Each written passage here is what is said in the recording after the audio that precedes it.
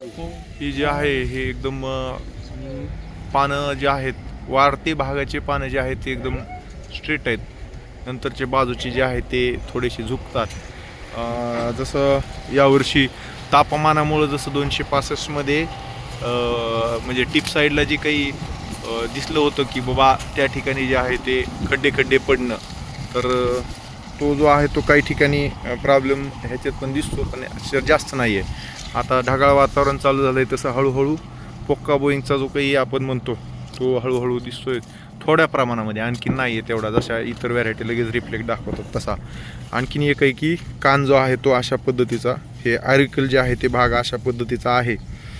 उन्हाला expose झालं किंवा न झालं तरीसुद्धा त्याचं लीफ शीट जी आहे, हे टोपण जे आहे हा भाग, तर तो म्हणजे कम्पॅरेटिव्ह जसं 265 किंवा 13007पेक्षा थोडा गडद रंग आहे आणि बऱ्यापैकी ह्याची स्ट्रीप जी आहे ते त्या ठिकाणी दिसते. कांड्याचं जर ठेवण म्हटलं तर बॅरल शेप आहे. कांडे पूर्णपणे मधल्या भागामध्ये फुगीर आहेत, एकदम जाडसर आणि फुगीर अशा पद्धतीनं आहेत.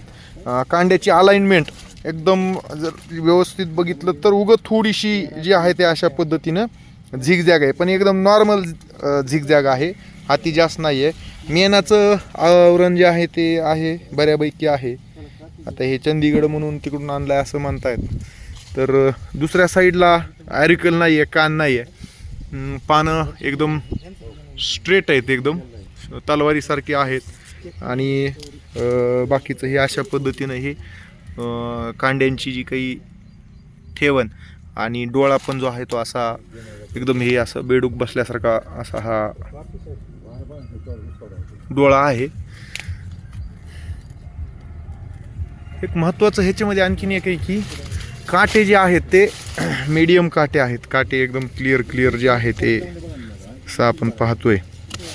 काटे बऱ्यापैकी ह्याच्यावर लिपशीतवर जे आहे ते हाताला लागतात. आपण जर हे बघितलं तर हे सगळे काटे दिसायला येतील ह्या अशा पद्धतीचं हे. तर हे आयडेंटिफिकेशनसाठी आता हे ॲक्च्युअल घनसांगवी तिकडून जे आहे ते आलेलं आहे. अशा पद्धतीचं ह्याचं हे ॲरिकल आहे. व्हेरायटी आयडेंटिफाय करण्याच्या अनुषंगानं काढलेला व्हिडिओ आहे. दुसरं पाचट जे आहे ते सहज इझी गोईंगमध्ये जे आहे ते निघून जातं. अशा पद्धतीने हे आहे.